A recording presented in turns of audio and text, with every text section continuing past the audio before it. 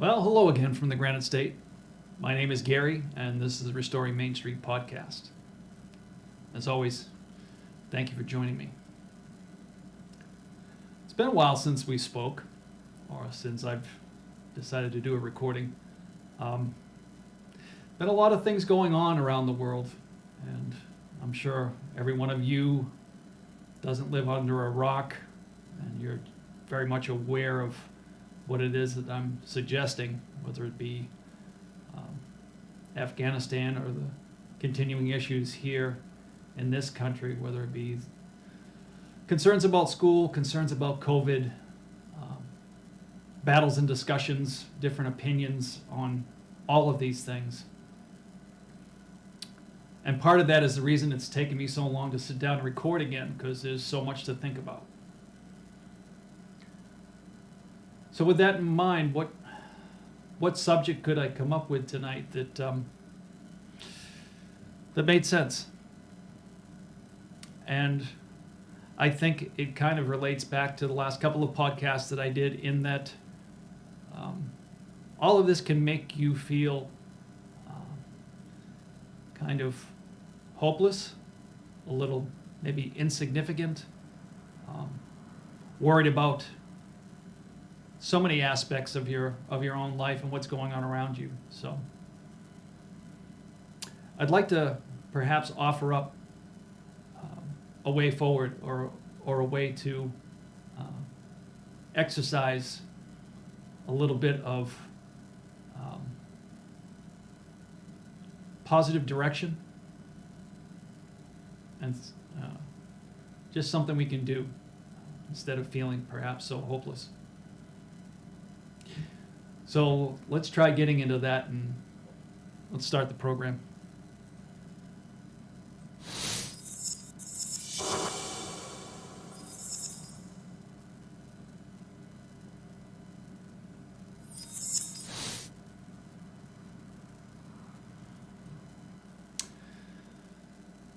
So like I said,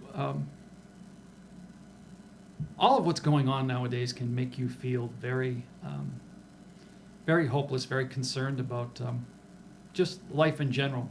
Like I said, every aspect of your life seems to be something that is no longer a casual discussion. It's intense if you're focused on what's happening around you. And like I said, you can feel hopeless. So how do we try and move beyond that? Well, it takes a certain amount of courage to a certain degree. That was great English, and sometimes you need a little bit of a guide, and to give you some direction, or at least a tool to use to try to function and make an effort, like I said, to make a difference. So I was reminded this past week, through listening to another podcast, about some of our leaders that we've had in this country, and one in particular, Martin Luther King Jr. And MLK had a specific approach to the goals and aspirations that he had for his movement. And in order to keep things in line, or to have a functioning game plan, he sat down and solidified something he calls his MLK's 10 Commandments of Nonviolent Civil Disobedience. And this is greatly in part, or what actually gave his movement, besides his faith and that faith-based approach, what gave us so much success. And I know those of you watching, in light of what we've learned over the last couple of years about MLK, might decide to initially disregard what it is I'm saying, or what I'm about to share with you, start to point out his flaws and his faults. Like I said, some of the uglier side of the man that he was. And I guess my argument is,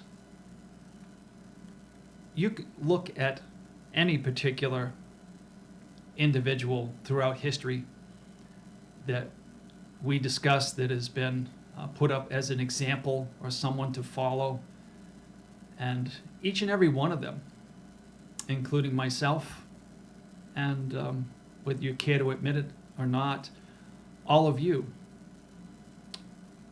we're all flawed. We're all flawed.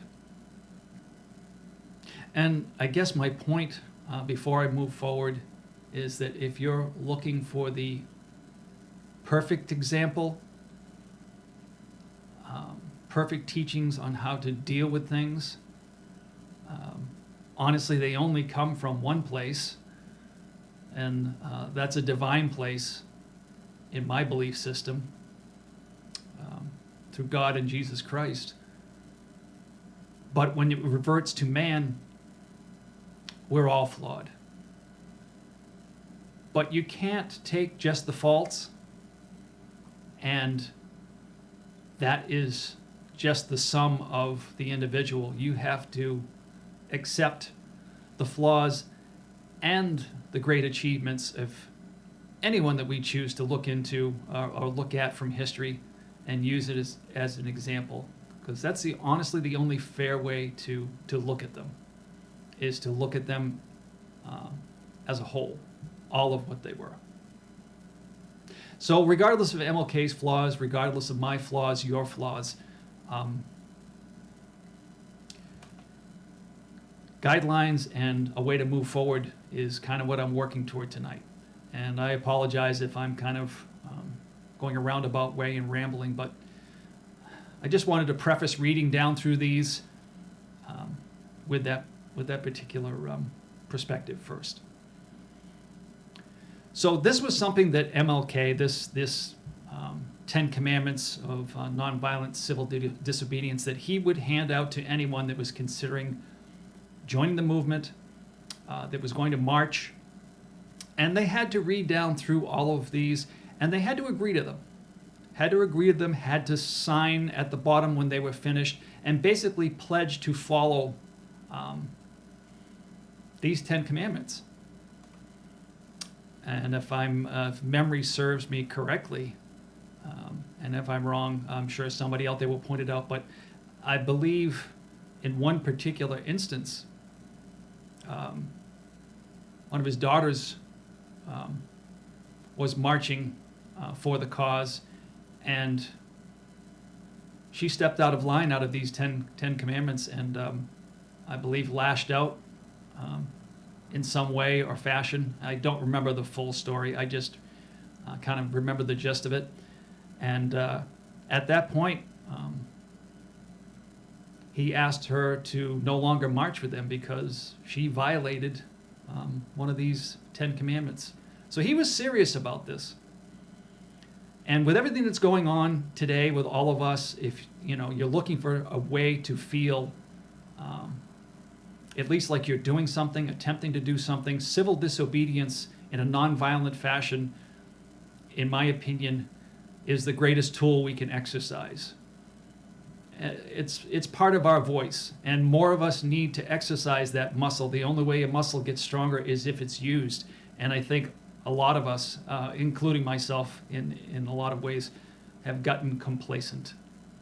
And that muscle is weak, and we need to exercise it again. So let me read down through these, and I'll just share these with you. And I pray that it gives you tools that you can use. So to preface this, at the beginning of this list, he has written, "I hereby pledge myself, my person and body, to the nonviolent movement. Therefore, I will keep the following 10 Commandments. Number 1, meditate daily on the teachings and life of Jesus Christ."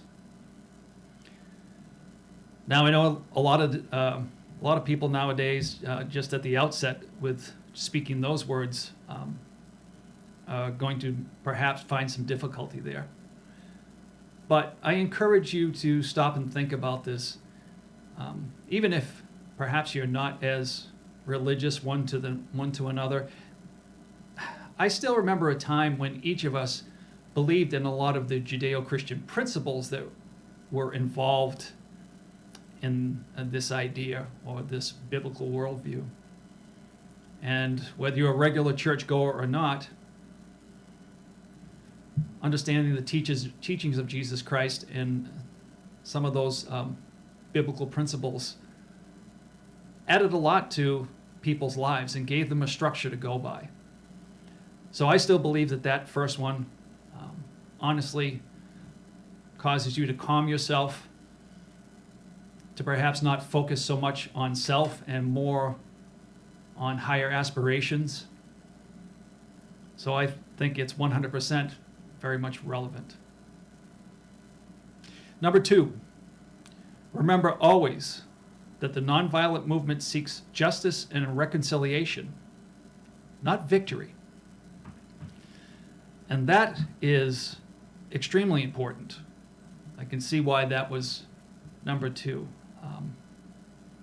Because if you go into something like this, attempting change, and you reduce yourself to winning, then you've defeated your cause before it's even started. You're not looking to win. You're looking to illuminate a set of principles and beliefs. And by the nonviolent approach and seeking justice and reconciliation, that's how you can move forward. Number 3, walk and talk in the manner of love, for God is love.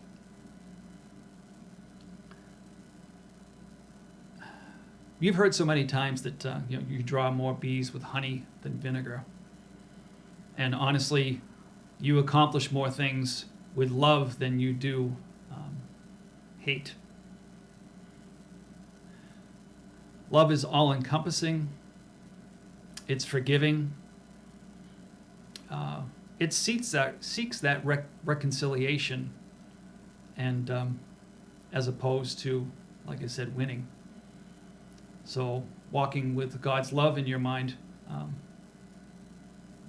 is also very important. Pray daily. This is number 4. Pray daily to be used by God in order that all men might be free. Now this gets back to the essence of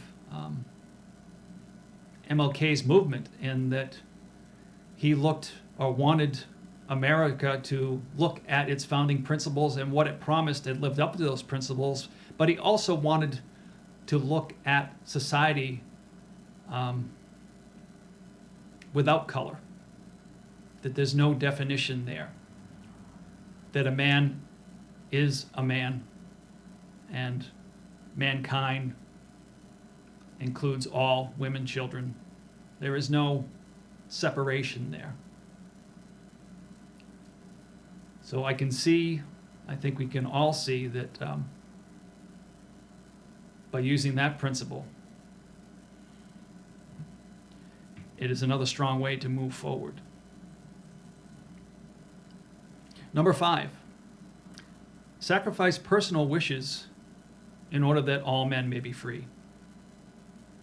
We spend a lot of our lives, and it's just the nature of man, focused on self. I'm just as guilty as anybody else. You get wrapped up in your everyday, and you focus on self. If we could start focusing once again on our neighbors, on sacrificing personal wishes, and asking, what does God wish for me today? What is my purpose in walking in God's light and in God's path today? And all of this is going to come from a biblical point of view, because that's who Martin Luther King was. And like I said in the past, that was never an issue in the United States, that coming from a Judeo-Christian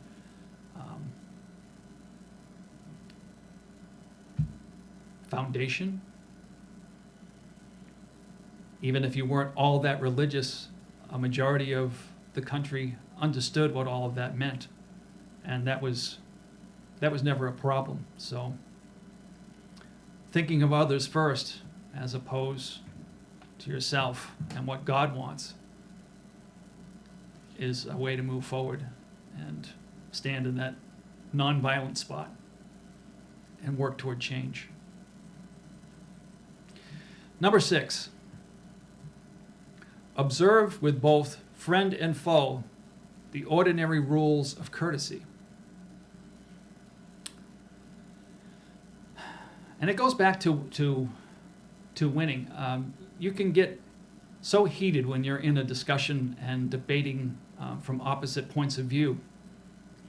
It's very easy to forget about being courteous and listening and making point, counterpoint, back and forth, and having a discussion, a civil discussion about things, something we've gotten away from in this country. So much focus is put on dividing us as opposed to being courteous and having a meaningful discussion. So, once again, number 6, a very, very important commandment. Number 7, seek to perform regular service for others and for the world. Again, it goes back to serving those around you. It's amazing how much change will happen in your own life when you start to focus on other people and not so much yourself. It's amazing how doing that, the things in your own life seem to come into focus. And I'm not asking you or suggesting that you disregard, the things you need to stay on top of. But seeking to serve others gives you a better perspective on your own life. And again, something that's very important. Number 8, refrain from the violence of fist, tongue, or heart. Again, that gets back to trying to win, lashing out, losing focus on what it is that your goal is, what you're trying to share. And as soon as you become the viper in the discussion, as opposed to being calm and just sharing your ideas and your goals and the reason you feel so strongly about them is different than, like I said, trying to resort to using your fist or lashing out with your tongue or even having hate in your heart. Number 9, strive to be in good spiritual and bodily health. And if you focus on those things, what it is that you take in spiritually and through what you consume, that is a good place to start. You start to focus, like I said, on the bigger picture, and you keep mind, body, and spirit in a good place and strong. And that obviously has many, many benefits beyond the obvious. And then number 10, follow the directions of the movement and of the captain on a demonstration. And this was more for if you're marching in public, and a lot of this is where the focus came in for MLK's movement and, seeking a better atmosphere, a better way of life for the black community. he understood that as soon as you resort to violence, that it's difficult to distinguish those that are perhaps on the other side from those of you that are attempting to make positive change. As soon as you raise a fist, it's easy to question both sides. And it draws away from the actual movement itself and the topic at hand and the principles that you're trying to put forward. And then at the very bottom, at the end of these 10 commandments, like I said, this is the last statement. It says, I sign this pledge, having seriously considered what I do and with determination and will to persevere. So we also understood that when you're working toward these things, that persevering, steadfastness, staying focused on, well, these principles and the things you're trying to achieve, and not looking to win, looking for that reconciliation. That was how you stand out differently from every other movement. I mean, for the sake of bringing some dark into a subject I'm trying to make light, we have seen over the last year and a half those demonstrations across the country that were not civil disobedience. They became violent, and you see the destruction and the chaos that's left behind. And I question the message that brings, the focus that it takes away from your actual goals and what it is that you're trying to share with the rest of your community, if it's a local thing, or nationally if you're looking for, just a larger voice. But either way, losing focus, trying to win, like I said, not looking for the conciliatory aspects of a discussion, anger. None of those things, those are selfish things. They satisfy you in that moment if you give in to them. It's easy to get angry about things and give into that rage. And you vent, and you might feel better for a few minutes. But then if you ponder and look back on how everything went down, if you replay that bit of tape in your own mind, I have a strong suspicion that in the end, what you were trying to achieve was lost, or at least a good portion of it was lost. The impact was lost.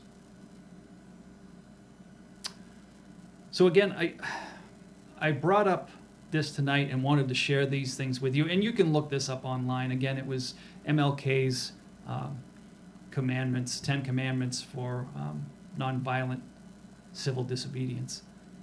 And read down through them yourself. Like I said today, it's so easy because so many aspects of our lives are being attacked from every angle. So much attempted change is going on.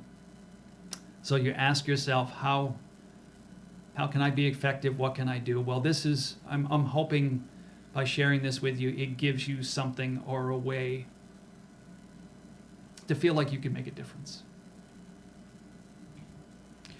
So that's my goal tonight. That's it. And I hope it helps. I pray it helps. And as always, I'd like to remind you, as far as Restoring Main Street, that you'll find us on YouTube, you'll find us on Gab TV, you'll find us on Rumble.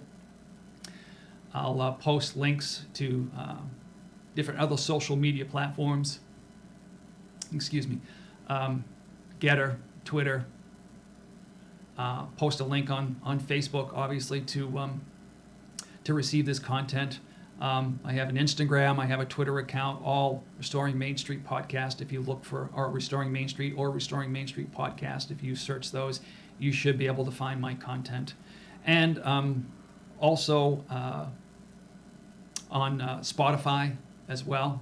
If you search Restoring Main Street, you should be able to find it there. So however you want to consume the content, and I would really appreciate it if you find value in this, if you would share it.